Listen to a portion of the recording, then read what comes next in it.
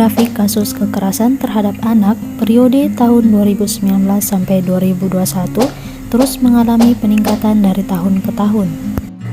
Dengan melihat dari data kasus kekerasan terhadap anak yang terus mengalami peningkatan, hal ini menjadi sangat penting untuk segera mendapatkan penanganan.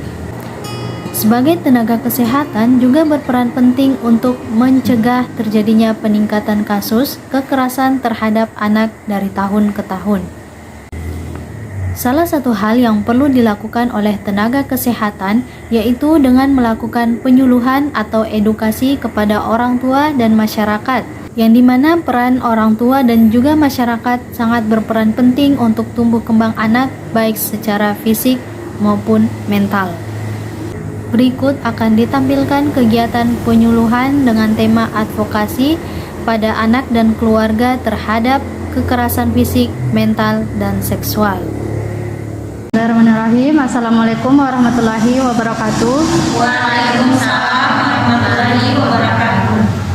Alhamdulillahirrabbilalamin. Segala puji bagi Allah, kita telah diberi kesempatan untuk berada di tempat ini dalam melakukan kegiatan penyuluhan dengan tema advokasi mengenai tindakan kekerasan terhadap anak.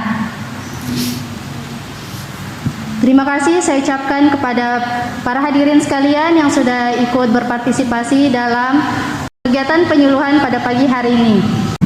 Sebelumnya, perkenalkan, saya Ramdhani Safitri, mahasiswa Universitas Mandala Waluya Kendari dari jurusan S1 Keperawatan. Baik, untuk mengefisienkan waktu, langsung saja saya mulai materi mengenai advokasi tentang tindakan kekerasan terhadap anak. Perlu kita ketahui bahwa banyak berita mengenai tindakan kekerasan pada anak yang dilakukan baik itu kepada orang terdekatnya sendiri seperti keluarga, orang tua maupun masyarakat. Jadi untuk pembahasan kali ini sangat penting untuk kita bahas pada hari ini untuk memutuskan mata rantai tindakan kekerasan terhadap anak yang terus meningkat dari tahun ke tahun. Berdasarkan Sistem Informasi Online Pelindungan Perempuan dan Anak sepanjang tahun 2019 sampai 2021, terjadi peningkatan pelaporan kasus kekerasan terhadap perempuan maupun anak. Angka laporan kasus kekerasan terhadap anak tercatat meningkat dari 11.057 di tahun 2019 menjadi 11.278 kasus di tahun 2020 dan menjadi 14.517 kasus di tahun 2021. Menurut WHO, kekerasan pada anak adalah suatu tindakan penganiayaan atau perlakuan salah pada anak dalam bentuk menyakiti fisik, emosional, seksual, melalaikan pengasuhan dan eksploitasi untuk kepentingan komersial. Adapun bentuk kekerasan terhadap anak, mulai dari pengabaian, pemerkosaan, bahkan pembunuhan, dapat diklasifikasikan dalam 3 macam.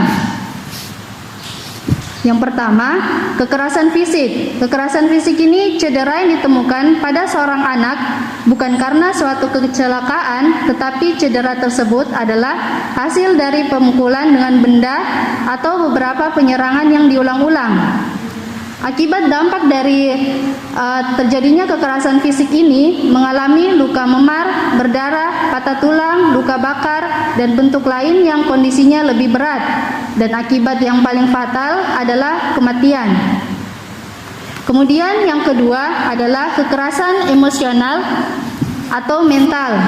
Kekerasan emosional ini kegagalan orang tua atau wali dalam menyediakan lingkungan yang penuh cinta kasih kepada seorang anak untuk bisa bertumbuh, belajar, dan berkembang.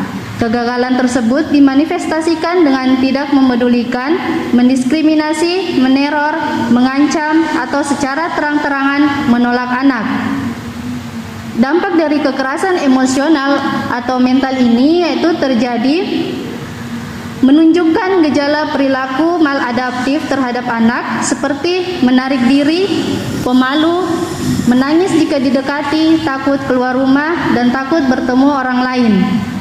Dampak dari kekerasan mental juga ini akan membekas dan mengakibatkan trauma sehingga mempengaruhi perkembangan kepribadian anak. Selanjutnya yang ketiga yaitu kekerasan seksual.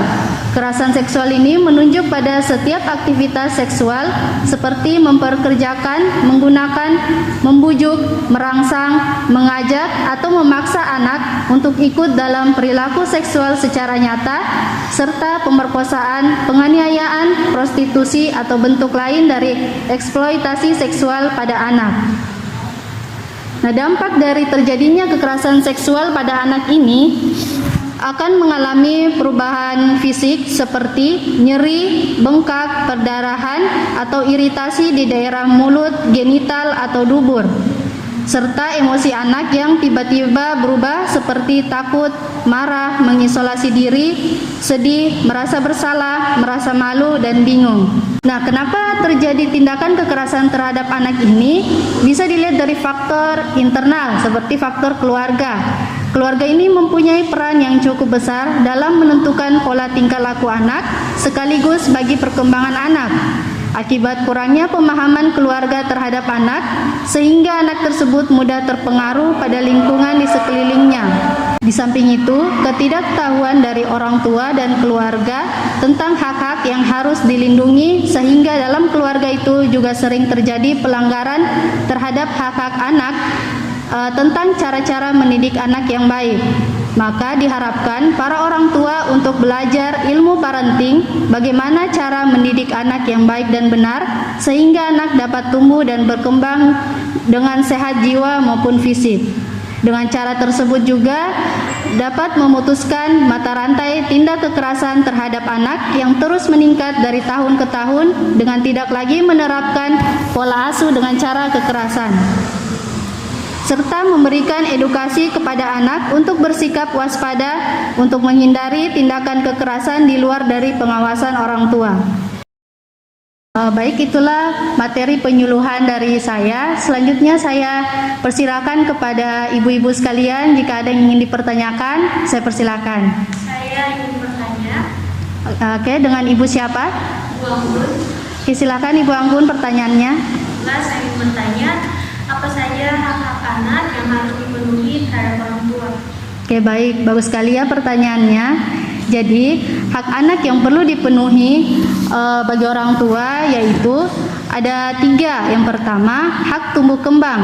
Dalam kehidupan anak, anak harus diberikan kesempatan sebaik-baiknya untuk tumbuh dan berkembang, seperti mendapatkan pengasuhan pendidikan yang baik, jika sakit diobati, diberi ASI, diimunisasi. Selain itu, perkembangan fisikisnya pun diperhatikan, seperti memberikan rasa aman dan nyaman, membuat lingkungan kondusif, menjauhkan anak dari hal-hal yang berbahaya. Kemudian hak yang kedua adalah hak partisipasi. Maksud dari hak partisipasi ini adalah anak harus dilindungi dari situasi-situasi darurat, menerapkan tentang perlindungan hukum dan dari apapun yang berkaitan dengan masa depan anak. Yang ketiga, hak perlindungan. Anak mempunyai hak untuk mendapatkan perlindungan dan menentukan pilihan untuk hidupnya. Anak dalam keluarga harus dibiasakan berbicara agar anak mempunyai hak suara dan mulai berani menentukan hal-hal yang diinginkan. Contohnya adalah saat anak memiliki keinginan yang berbeda dengan keinginan orang tuanya, maka dicarikan titik temu. Hal ini perlu diperhatikan karena apa yang ditentukan oleh orang dewasa itu belum tentu baik pula bagi si anak, sehingga anak juga diperlakukan sebagai insan yang dimanusiakan. Jika anak telah merasa bahwa kebutuhan dirinya terpenuhi, anak akan merasa sejahtera, karena tingkat kesejahteraan anak dapat diukur dari seberapa besarnya kebutuhannya terpenuhi. Baik, Ibu Anggun, jadi itu jawaban dari saya. Apakah Ibu Anggun sudah mengerti dengan jawaban dari saya? Iya, saya sudah. Baik, terima kasih Ibu Anggun atas partisipasinya untuk mengajukan pertanyaan. Oke, baik, sampailah kita pada penghujung acara kegiatan penyuluhan dengan tema advokasi mengenai tindakan kekerasan terhadap anak. Terima kasih kepada para hadirin sekalian yang sudah ikut berpartisipasi hingga selesainya acara pada pagi hari ini. Semoga apa yang saya sampaikan dapat bermanfaat. Mohon maaf bila ada salah-salah kata. Terima kasih saya ucapkan wabillahi taufiq wal hidayah. Wassalamualaikum warahmatullahi wabarakatuh. Waalaikumsalam warahmatullahi